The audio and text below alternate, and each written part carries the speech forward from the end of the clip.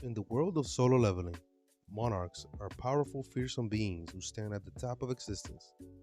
But not all monarchs are created equal. Some dominate the battlefield, while others fall a bit short of expectations. Today, we're diving deep into the strengths, battles, and legacies to rank every monarch from solo leveling, from the weakest to the unrivaled god tier. Let's get started.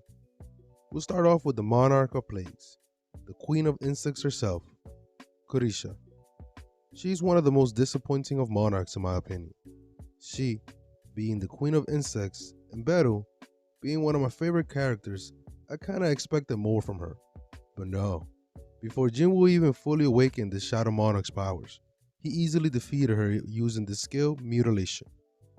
Even Beru was able to repel one of her attacks. So much for being the queen of insects if you can't harm one single ant. Because of this showing, the queen of insects will be the first monarch to enter the C tier. Next up, we got Legia, the monarch of beginnings and king of the giants. Scaling this guy is really difficult. We don't have much to go off of, other than the fact he was the only monarch to be caught by the rulers. That alone doesn't say whether he was one of the weakest or strongest kings. He was defeated by Jinwoo, but he was chained in a weakened state, so it would be unfair to judge him based on that performance. However, what I do think is that he at the very least is stronger than the monarch of plagues. That's because of one piece of evidence, which is American S-rank hunters mentioned how the ants Jinwoo fought in Jeju Island aren't comparable to the giants. The giants are much stronger. So, if that fact is correct, then by proxy, the king of the giants should be stronger than the queen of insects, correct? Even so, the king of giants won't go any further than the C tier 2. Next up is the king of snowfolk, monarch of frost, named Silad. This is one of the monarchs we see the most of in the manga. The most we got to scale this guy is his battle with the monarch of fangs and plagues against Jinwoo. In terms of strength, he definitely performed better than the queen of insects, managing to hold on until Jinwoo awakened the shadow monarch's power. After that, he was obviously done for. He briefly fought against the Knight of Death, Igris, one of Jinwoo's most powerful shadows after fully gaining his powers. It seemed that they were fighting roughly on equal terms, even though it kinda looked like he was mostly running away in the fight.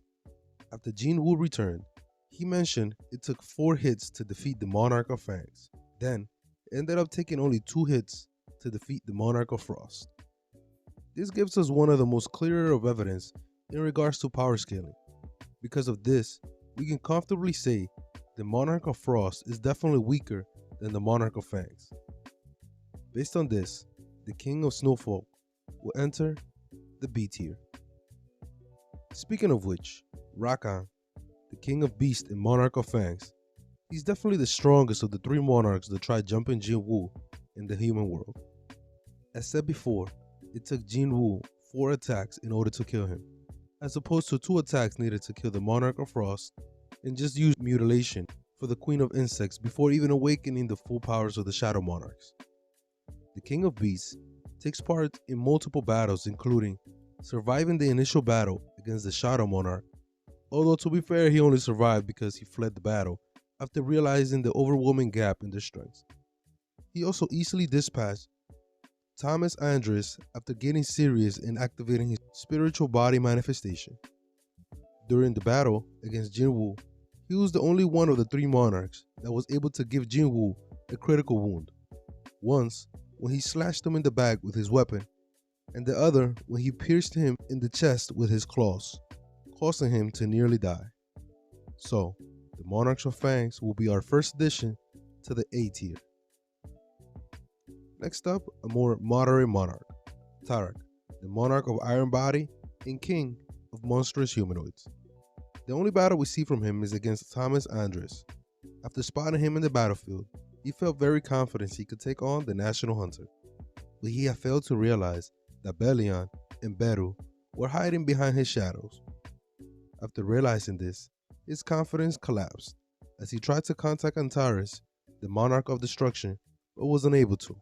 He then attempted to still fight Thomas and the Shadow Soldiers, but was swiftly dispatched by them.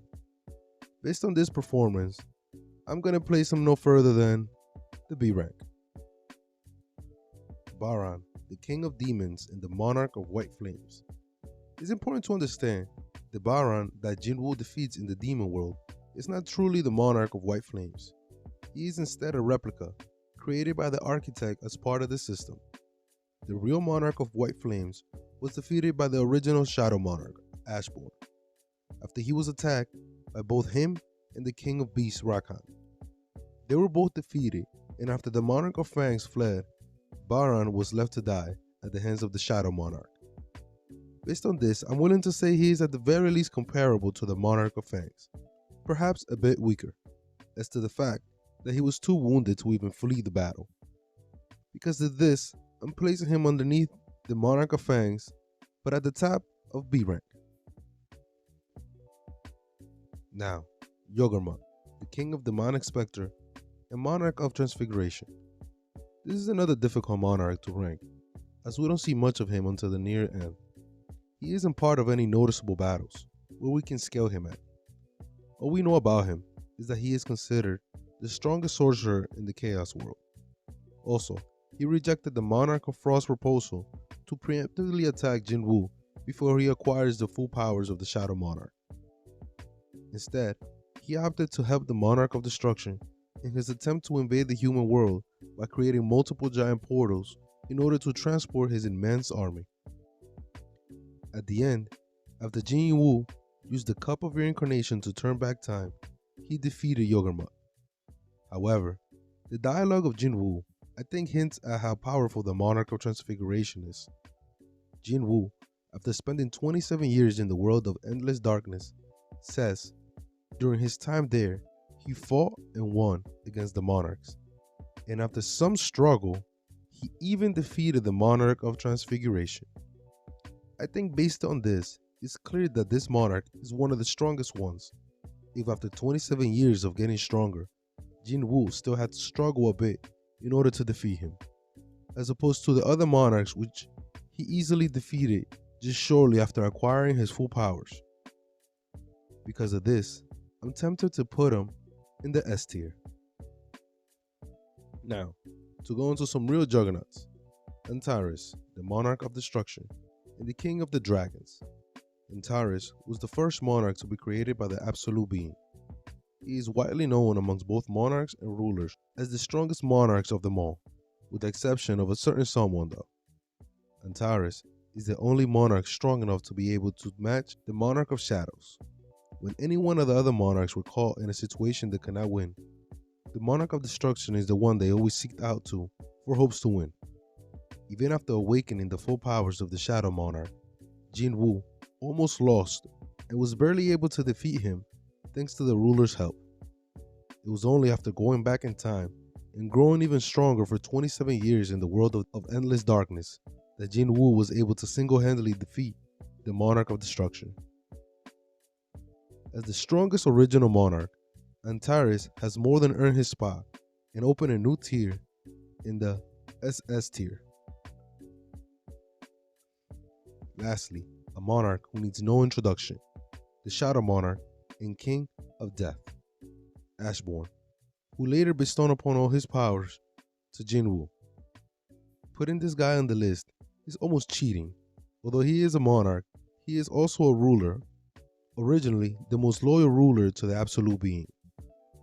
After his death, the Absolute Being granted him the greatest power, the power of death.